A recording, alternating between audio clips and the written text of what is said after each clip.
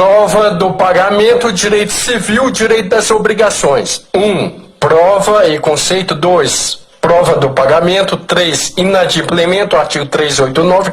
4, quitação regular ou recibo, sob pena de retenção do pagamento.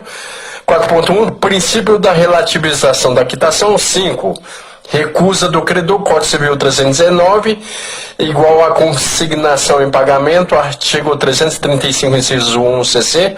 6, enunciado número 18 da primeira jornada de direito civil. 7, instrumento particular, artigo 320. 8, requisitos, artigo 320. 9, primeiro, representação de um título de crédito. Segundo, devolução do título de crédito. Terceiro, perda ou extravio do título de crédito. Quarto, declaração de invalidade do título desaparecido. 10, presunções do pagamento são relativas.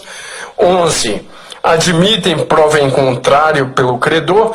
12, cotas periódicas ou pagamento em parcelas, artigo 322. 13, a quitação do capital presume o pagamento dos juros, artigo 323. 14, o credor entrega ao devedor o título, é uma presunção do pagamento, caput do 324. 15, há uma exceção da presunção do pagamento, é o parágrafo único do artigo 324. 16, despesas da cobrança, artigo 325, a exceção está na segunda parte do 325. 17, medidas e pesar, ou diferenças de medir e pesar, artigo 326 CC. Prova do pagamento. Prova, conceito de prova. Prova, conceituando, é a comprovação material de um fato, ato ou negócio jurídico real, concreto e perceptível. O acontecimento apresenta uma manifestação externa. Prova do pagamento. A prova do pagamento se faz por meio de recibo, nos termos do artigo 320 do Código Civil. E caso não fornecido, o devedor tem direito a grifar a palavra retenção do pagamento e deve tomar as medidas judiciais cabíveis para se exonerar ou se liberar da obrigação. Sendo assim, a prova do pagamento é a quitação, que corresponde num documento em que o credor ou seu representante, consentindo ou tendo anuência de ter recebido o pagamento de seu crédito, exonera ou libera o devedor da obrigação. Se o devedor não cumprir a obrigação no vencimento, submete-se às consequências do inadimplemento que dispõe o artigo 389 do Código Civil. Inadimplemento da obrigação nos termos do 389. Perdas e danos, juros, atualização monetária, honorários advocatícios. O pagamento exonera o devedor da dívida ou obrigação e limpa a sua mora após ter quitado a sua dívida. Ao cumprir ou adimplir com o pagamento da dívida ou da prestação devida, pode, por direito, exigir a quitação da dívida. Quitação. A regra geral ou majoritária na disciplina do pagamento é a que ele não se presume, excetuados os casos expressos em lei ou legislação especial. Regra geral, dois pontos. Não se presume exceções à regra geral, dois pontos, salvo expressos em lei ou legislação extravagante ou especial. Conceito de quitação, dois pontos. A quitação é a declaração unilateral escrita, que é emitida pelo credor no referente à prestação que foi cumprida e o devedor fica desonerado, entre parênteses, ou liberado, fecha parênteses, onde estabelece como direito de o devedor receber a quitação, permitindo a retenção da prestação ser negada pelo credor. O devedor que paga tem direito à quitação regular, quitação regular ou recibo, sob pena de retenção do pagamento. Artigo 319, CC/02, entre aspas, o devedor que paga tem direito à quitação regular e pode reter o pagamento enquanto não lhe seja dada, fecha aspas. Exemplo do artigo 319 do Código Civil. O Guinho, dois pontos, já que eu não lhe vou dar o recibo, já que, dois pontos, também eu não lhe pago em nome, não. Eu vou depositar em juízo. Por quê? Porque se eu não lhe depositar em juízo, aí terei que pagar juros. Então eu vou pagar para ele, se ele não quiser me dar o recibo. Eu retenho o pagamento e deposito em juízo porque ele não me ajuizou o pagamento. Diz o CC artigo 319. Mas se o credor não quiser dar o recibo, pode ser provada por outros bens, que é princípio da relativização da quitação ou princípio da relativização do recibo. Entretanto, se o credor não quiser dar o recibo, esse devedor pode reter o pagamento, entre parênteses, artigo 319, Código Civil, fecha parênteses. Princípio da relativização da quitação ou princípio da relativização do recibo. Troca-se o pagamento da obrigação por recibo, mas pode-se ter outras provas, como depósito bancário, testemunhas, etc. Destarte troca-se pelo recibo. Solvens e accipiens. Solvens é o devedor, é aquele que tem o dever de pagar. Artigos 304 ao 307. Refere-se ao sujeito ativo no pagamento. Accipiens é o credor, ou seja, aquele que tem direito de receber uma obrigação. Artigos 308 ao 312. Cuida-se do sujeito passivo do pagamento. Enunciado número 18 da primeira jornada de Direito Civil. A quitação regular citada no artigo 319 junta a quitação por meios eletrônicos ou comunicação à distância, possibilitando a quitação cedida por meios eletrônicos ou por quaisquer maneiras de comunicação à distância. Desta maneira compreendida aquela que admite organizar negócios jurídicos e efetuar atos jurídicos sem a presença corpórea das partes ou dos seus representantes. Artigo 320 CC/02, entre aspas.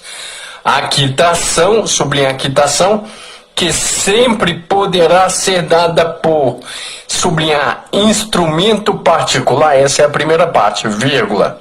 Segunda parte, designará, e aqui são os requisitos, a segunda parte, vírgula, designará o valor e a espécie da dívida quitada, o nome do devedor, ou quem por este pagou, o tempo e o lugar do pagamento, vírgula, com a assinatura do credor, vírgula, ou do seu representante, fecha aspas. Sublinha-se o instrumento particular no artigo 320 CC/02, porque há uma situação que é o caso dos imóveis, que pode ser referido tanto quanto o instrumento público quanto o instrumento particular, que veremos adiante.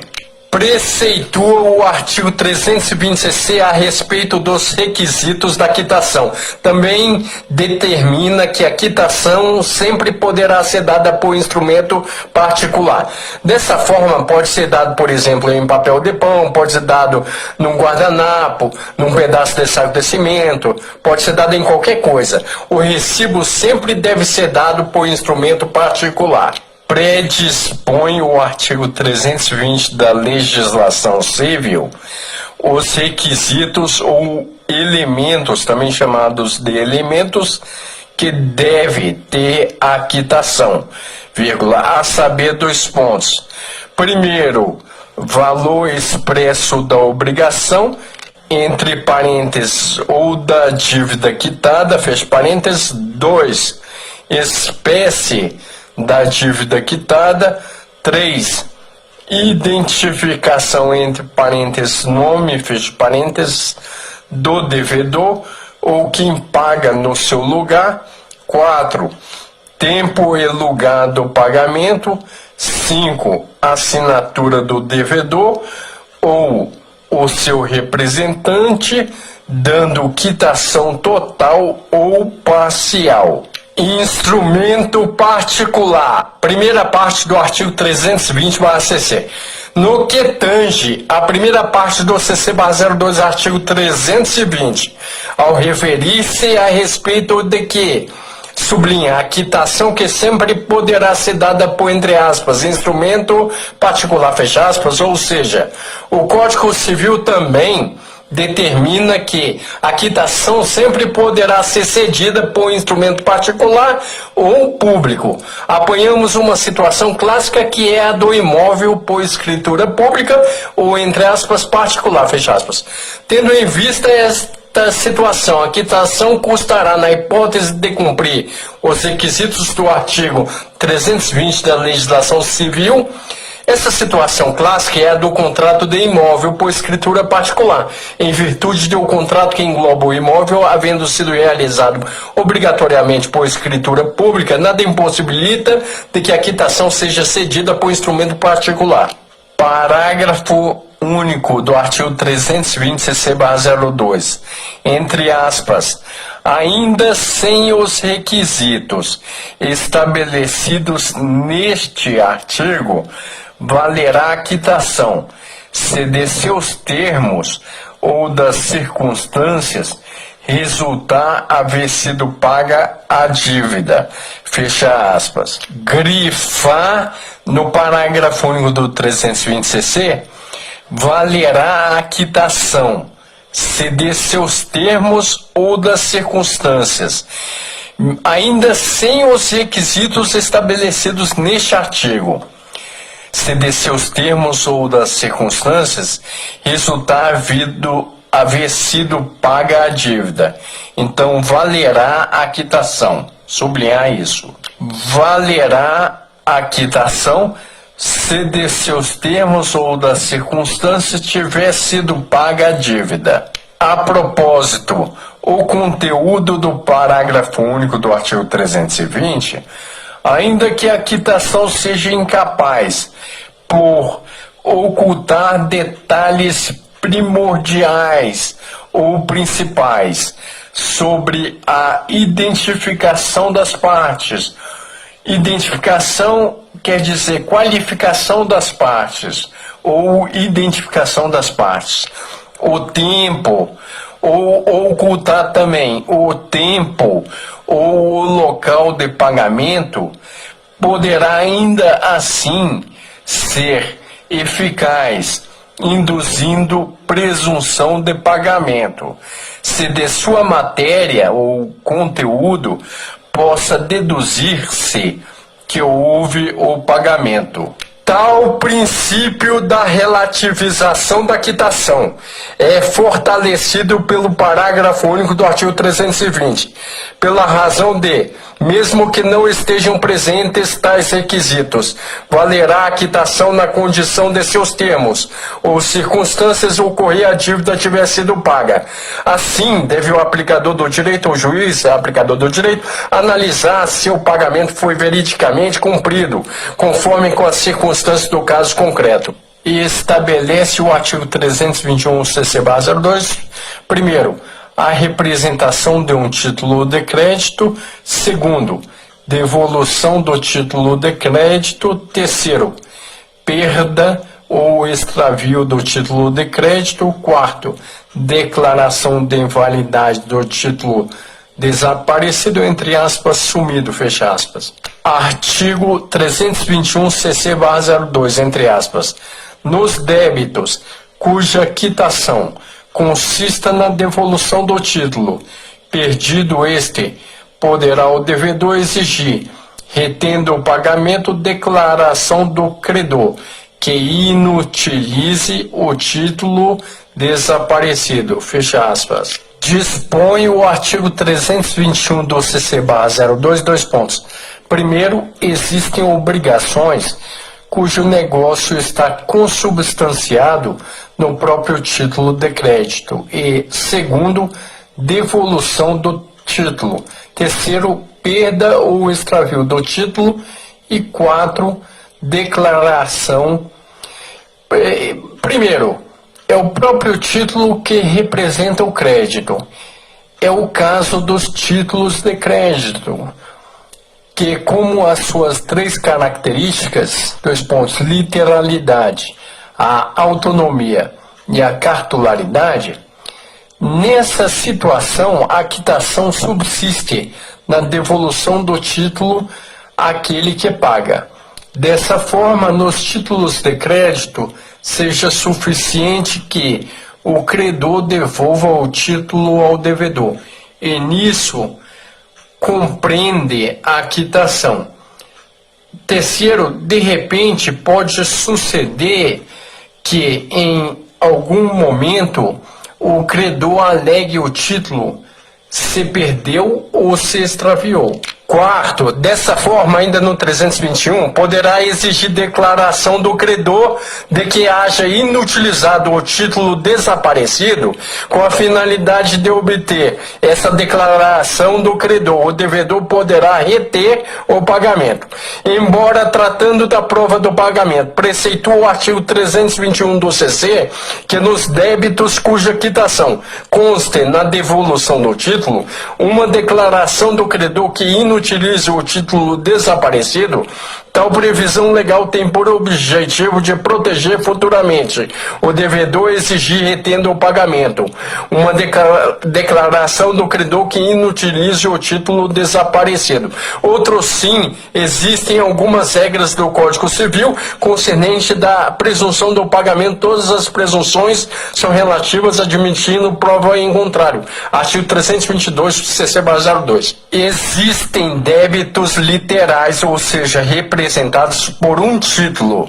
A posse do título pelo credor é presunção de que o título não foi pago, dado isso a necessidade da declaração. Se porventura o credor se recusar a invalidar o título que perdeu, o devedor poderá reter o pagamento até receber esse documento, artigo 321.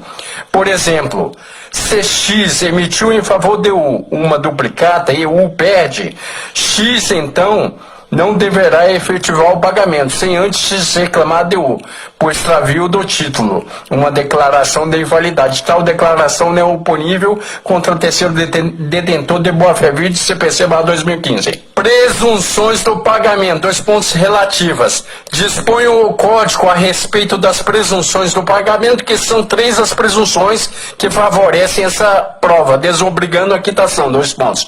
Primeiro, quando o pagamento é feito em cotas sucessivas, existindo quitação da última. Segundo, quando há quitação do capital sem reserva dos juros que se presumem pagos. Terceiro, e quando a dívida é representada por título de crédito, que se encontra na posse do devedor. Nos termos dos artigos 322, 323 e 324 do Código Civil, a lei presume que há a efetuação do pagamento, ainda que não havia quitação que o comprove, mesmo que não se prove que o credor não o recebeu. Trata-se de presunções relativas, ou seja, não é absoluta, ora admite prova em contrário por parte do credor. Cotas periódicas ou pagamento em parcelas, artigo 322 CC/02. Artigo 322 CC/02, entre aspas.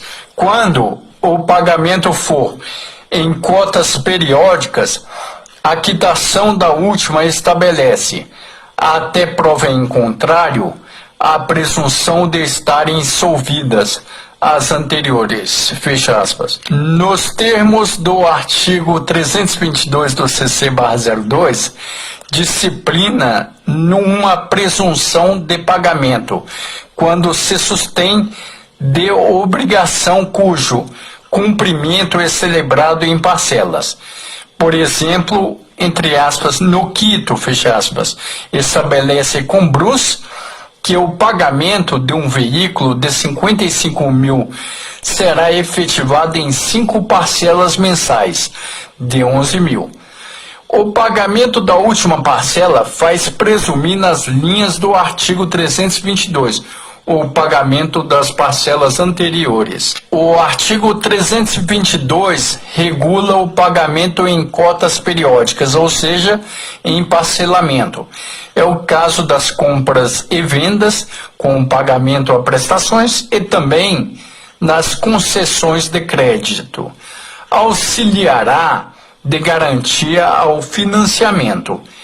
É a condição da ordem de vencimento, salvo se houver prova em contrário.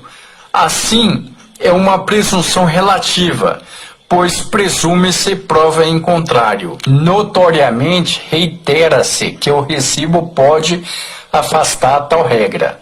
A quitação do capital presume o pagamento dos juros. Artigo 323 CC/02. Artigo 323/CC 02, entre aspas, sendo a quitação do capital sem reserva dos juros, estes presumem-se pagos, fecha aspas. O artigo 323 disciplina mais uma presunção de pagamento, ao antever que a quitação do capital presume o pagamento dos juros. Em verdade, o credor, em regra, apenas transfere a quitação do capital quando os juros uma vez estão pagos. Refere-se a uma presunção relativa, ora, admite prova em contrário por parte do credor. De acordo com o artigo 323 do CC/02, sendo a quitação do capital sem a reserva dos juros, estes se presumem pagos. Como se sabe, os juros são bens acessórios, entre parênteses, rendimentos ou frutos civis, devidos pela utilização de capital alheio, fecha parênteses, aplicando-se o princípio da gravitação jurídica, ou seja, a regra de que o acessório segue o principal. Entre aspas, apesar de os juros não produzem rendimento, é de supor que credor imputaria neles o pagamento parcial da dívida, e não no capital, que continuaria a render, fecha aspas. O credor entrega ao devedor o título, presunção do pagamento, artigo 324, CC/02. Artigo 324, caput, CC/02. Entre aspas, a entrega do título ao devedor firma a presunção do pagamento, fecha aspas. Parágrafo único do artigo 324, entre aspas, ficará sem efeito a quitação, assim operada se o credor provar em 60 dias a falta do pagamento, fecha aspas. Exceção à presunção do pagamento é o parágrafo único do artigo 324 CC/02. Em regra geral, quando o credor entrega o título da obrigação, o faz porque recebeu o pagamento da prestação devida. O caput do artigo 324 disciplina uma presunção de pagamento na condição em que o credor entrega ao devedor o título. Apresenta-se de uma presunção relativa que, por consequente, concebe prova em contrário por parte do credor. A exceção à regra está no parágrafo único do artigo 324 a seguir. Exceção à presunção do pagamento, parágrafo único do artigo 324, CC/02. Entre aspas, parágrafo único do artigo 324. Ficará sem efeito a quitação, assim operada se o credor provar em 60 dias a falta do pagamento, fecha aspas. O parágrafo único do 324 é exceção à presunção do pagamento. Repara-se que o prazo é decadencial. Entretanto, o seu devedor adquiriu o título da obrigação por meios ilícitos dos pontos, violência, furto, roubo, coação, etc. Fica sem efeito a quitação gerada pela presunção do caput do 324. Se o credor certificar no prazo de 60 dias a falta do pagamento, com a finalidade, se não levar à prova da apropriação indevida ou do furto do título, motiva o ingresso de uma ação ou medida judicial visando obter a declaração da indevida posse do título pelo devedor ou do seu extravio no prazo decadencial de 60 dias.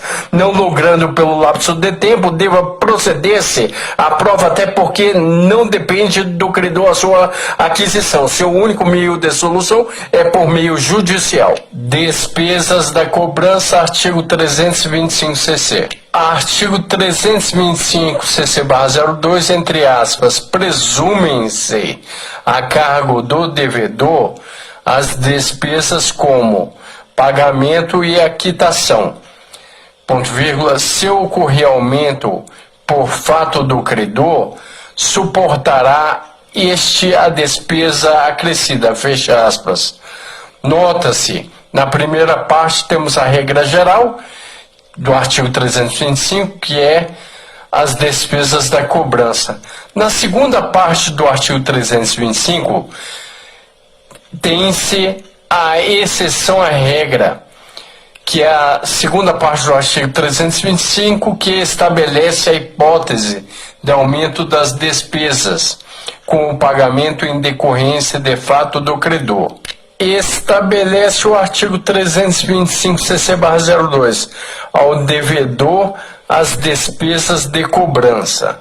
Assim, dispõe o artigo 325, a presunção de que as despesas com o pagamento e com a quitação correm por conta do devedor. É desse jeito porque é o devedor quem tem o interesse maior em lograr a quitação, efetuando o pagamento. De fato, é pelo pagamento que a obrigação se extingue. Exceção à regra do artigo 325-CC. Segunda parte, dois pontos, aumento de despesas. Determina a segunda parte do artigo 325-CC/02 a hipótese de aumento de despesas, com o pagamento em consequência do fato do credor. Por exemplo, a seguir é o caso de o credor mudar de domicílio. A seguir, a regra geral, reiterando a primeira parte do artigo 325, que é despesas da cobrança. A exceção à regra do artigo 325 vem na segunda parte, que reza: se ocorrer aumento por fato do credor, suportará este a despesa acrescida. É a exceção à regra do artigo 325, a segunda parte, que é o aumento de despesas. Por exemplo, é o caso de o credor mudar de domicílio ou localizando-se os herdeiros em lugares diferentes, resultando em deslocamentos e outras medidas custosas, de maneira que legítima o requerimento das despesas operadas através de estabelecimentos bancários, incabível a recusa se admitida a cobrança. Para se distanciar a recusa, cumpre ao devedor que realiza a obrigação no domicílio ou estabelecimento do credor. Apesar disso, não cabe imputar o acréscimo ao devedor, sujeitando-se ele a pagar diretamente onde foi realizado o negócio, no lugar ou no endereço. Pagamento por medida ou peso que aceitarem os do lugar da execução, artigo 326-CC. Artigo 326 CC/02, entre aspas, se o pagamento, se houver de fazer por medida ou peso, e entender-se-á no silêncio das partes que aceitaram-os do lugar da execução, fecha aspas. Ora, se as partes convencionaram o pagamento de terra em Alqueires, no Paraná, é compreendido que a medida é daquela região, se não houver exceções expressas. Assim, se houver o pagamento por medidas ou por peso, deve-se estender no silêncio das partes que aceitarem os critérios do local de execução da obrigação. CC/02, artigo 326. Essa previsão legal consagra a aplicação dos costumes diretos da obrigação, acrescentando o artigo 113 do CC/02. Por exemplo, em regra, deve-se considerar a importância de que o alqueire do local onde será efetuada a obrigação e executada, isto é, de onde estiver a situação rural, porém o alqueire não é o índice oficial de metragem, pois sim o hectare, entre parênteses, HA, fecha parênteses. Exemplos clássicos no direito brasileiro com relação ao artigo 326, com as diferenças de pagamento de medir ou pesar as coisas na obrigação de entregar. E o primeiro exemplo clássico no direito brasileiro é a medida do alqueire de terra, que em determinada região, São Paulo, é conhecido como alqueire paulista, medindo aproximadamente 2,42 hectares, enquanto em outra região, Minas Gerais, é conhecido como alqueire mineiro e tem área mais extensa, 4,84 hectares, e no norte do Brasil, 2,72 hectares. O segundo exemplo clássico no direito brasileiro é o peso de arroba, ou mesmo se diga da arroba, que pode equivaler a 17 quilos, enquanto em outra região equivale a 13 quilos. Nessa hipótese, no silêncio das partes, deve ser adotado o critério do lugar da execução da obrigação.